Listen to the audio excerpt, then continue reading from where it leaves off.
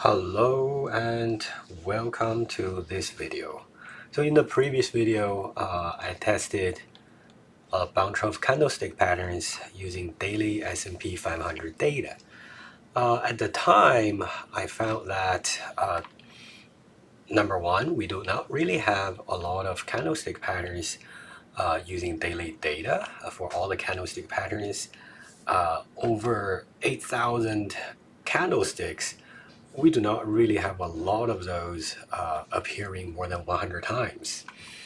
And a second thing we found is that even though for the ones that appeared more than 100 times, they do not quite consistently outperform a random entrance of the market. But, that test was obviously just very, very fuzzy.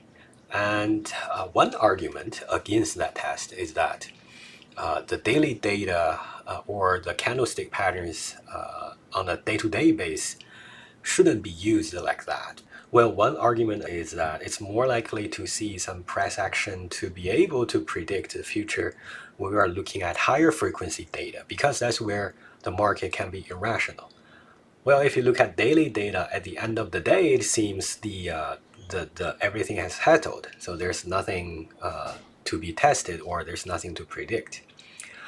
Well, I have to say, even though that's one possible argument, I cannot really agree with that argument, because even though when you're looking at higher frequency data, let's say 1 minute level data, you may be able to observe a lot more patterns, but those patterns are also much, much more noisy. So as a result, when we have those additional patterns, it's only going to increase the risk, or it increase the volatility of the returns following the patterns, rather than increasing the predictive power of the patterns. But you know what? Let's just test all those in this video. Let's see what we can get. We're going to follow the same code. And we're going to test using two instruments this time. One is the S&P 500 5-minute level data. The Yahoo Finance allows us to download up to the past 60 days. And the other one is Bitcoin price, Bitcoin to US dollar price, 1-minute level data. So we have a lot more observations using the Bitcoin data, so we should expect to see a lot more candlestick patterns appearing. But whether that's really predicting stock price or really predicting the movement in the next couple of periods, it's still a big question mark. So let's run the code and see. So here I'm loading the packages. Down here I'm getting all the candlestick patterns in TA-lib. So here I'm downloading the data. I'm switching this code to this line of code where I have to specify an interval to be 5 minutes, and I have to specify a start date and an end date. And I got all the data. This is where I read the Bitcoin data. Let's skip this for now, because we're gonna look at the result on S&P 500 first.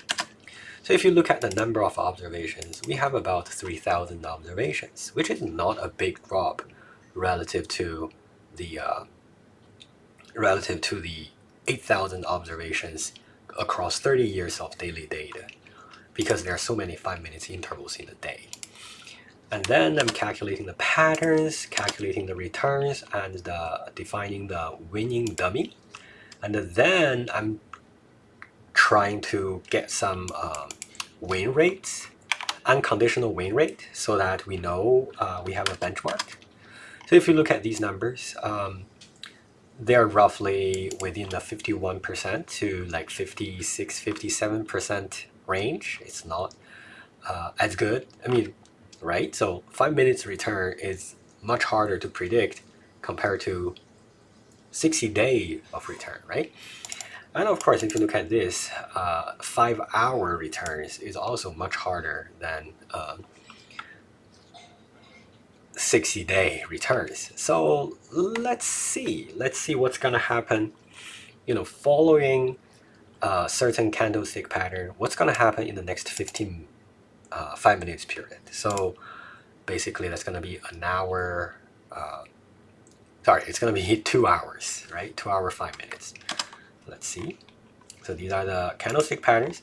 And now how about we just first look at the ones that appeared more, right? So if you look at these, they look fine, right? So we do have more candlestick patterns, right? So we have fewer number of observations going from 8,000 to 3,000, but now we do have more candlestick patterns, right?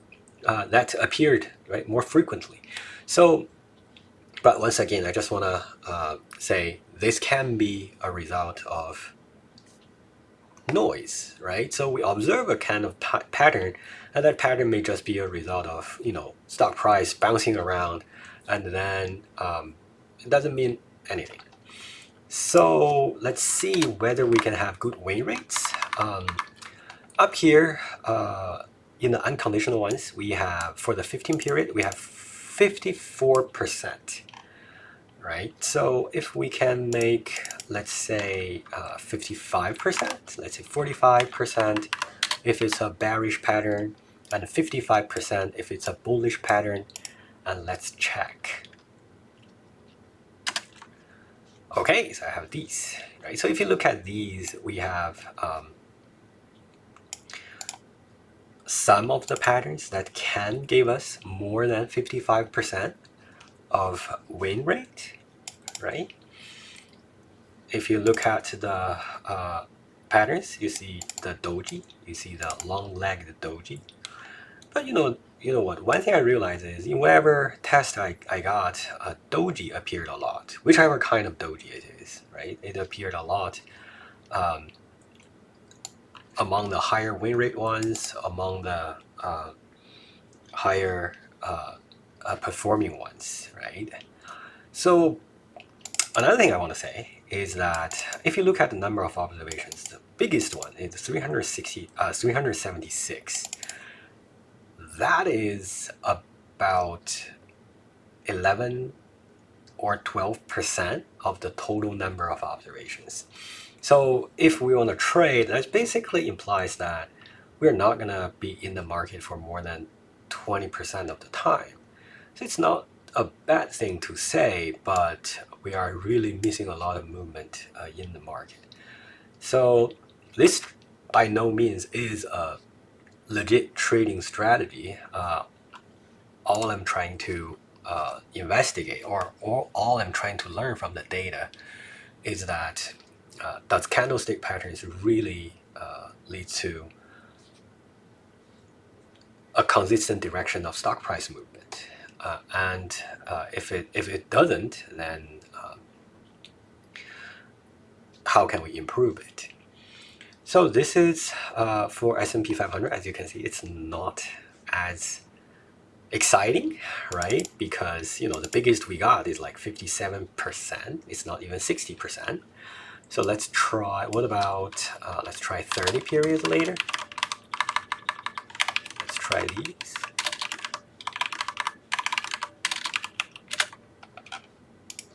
And this one. Did I hit the keys correctly? Try again. Try again. Okay. So if you look at these, we do have like 60% of win rate. But remember, I didn't do anything. I just changed the time interval that we tracked, right? So it's hard to say. But if you look at the doji candle, the long leg doji, they're here. The highest win rate is going to be this one. It's called the candle high wave. Okay, so I did some Google search and I find that the so-called high wave candle is something like this. So it's a kind of spinning top basic candle with one or two very long shadows. The opening and closing price are not equal, but slightly different from each other. So basically we have like a very thin body, but a very long tail relative to the body. And if it does look like very similar to the so-called long leg doji, right? So if I click on that, so as you can see, the long leg doji is like this. So the only difference is that the body is is much smaller. So the open and the closing, they're the same price. So if you compare these two, I'm gonna argue that probably the doji is a stronger pattern than a high wave. I'm not 100% sure, because if you think about it, what's the logic behind a doji? That is, within that period, within the period that this doji candle was covering, the stock price moves all the way up there and all the way down there, but they ended up with the same price at the beginning. So that's basically saying, although there are so many movement, the traders are pretty confident that this level is a pretty good level for people to trade on. But if you look at the high wave, the traders are more confused than the doji, right? So because it's a big opening price and the closing price, they are different. But anyways, that's not the purpose of this video. We're trying to say whether this is going to predict the upcoming stock price movement. Okay, so this is just a quick example of the high wave candlestick pattern. Switching back to the code, if you look at all the patterns, there are some very, very well accepted patterns. For example, the engulfing candlestick pattern. There are many well accepted candlestick patterns. For example, the engulfing candlestick pattern, it's not even here, right? So it does not really appear that much in the candlestick patterns that we scan through, at least in the past 60 days. So let's switch to the other set of data, which is the Bitcoin data. So I have this data as a CSV file, so let's just keep that. If I hit it, before I really run the code, I have to admit that this data is of pretty poor quality. It is not as good of data, so all the results have to be taken with a grain of salt. So as you can see, I have like 3 million data points. Typically, when we are looking at data, we would prefer more data points because that contains more information. However, when we are looking at minute level stock price data, actually it's going to contain more noise than information. So that's I don't know if it's a blessing or it's a curse, but let's look at the results. So we need to calculate the candlestick patterns. We need to calculate the winning and the losing. We need to calculate the unconditional win rate. If you look at this, the unconditional win rate is also very close to 50%, but it is not 5-minute period, but 1-minute period. So it is very close to 50%, right? So for the next 60 1-minute periods, that's basically for the next hour, unconditionally, if you hop in the Bitcoin market anytime, right? So you're going to have a 50-50 chance that it's going to go up or down. Okay, so it's really random, and or at least it seems so. And if we want to have the stock price to, or if we want the candlestick patterns to have any predictive power, we just need to beat 50%.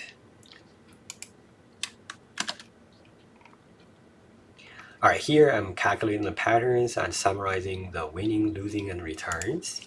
And here I'm gonna give it a 51% rather than 50. And for the bearish, I'm gonna give it a 49. Okay, so I'm gonna run this. And voila, we do see a lot of patterns, and some of the patterns are really overwhelming. Let's say we have like 17,000 appearances of this candlestick pattern that's bearish, but I have to say we have 3 million observations. Okay, so yeah, so this is barely 0.5%, I guess. I'm not sure, but these big numbers are not really that exciting. And if you look at the win rates are also not that exciting, right? Again, the daily data is already super noisy, but for S&P 500, it is gonna be roughly fine if there's any information in it.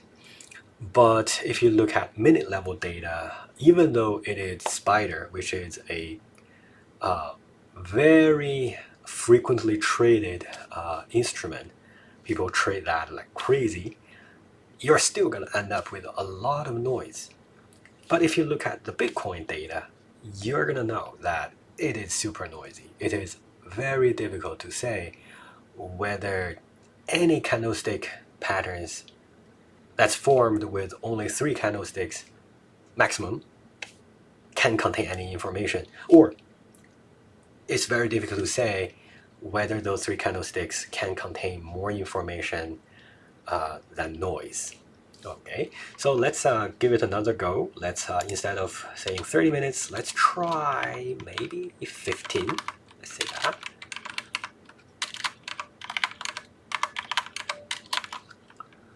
Okay, run this, and let's see. Okay, so we get all the patterns. If you look at all these, if it's a bullish pattern, we have the 53%. If it's this one, it's also 53%. If it's a bearish pattern, we have a 47%. So yeah, once again, there's nothing that's beating the unconditional entrance really hard. And if you look at the dojis, we're seeing the dojis again, right? And here, doji star, we're seeing the dojis again. So it seems dojis can have some special enchilada in them. Okay, that's all I have for this video. If you find this video helpful and interesting, please do not hesitate to give it a thumb up and subscribe. And I'll see you next time. Thank you very much.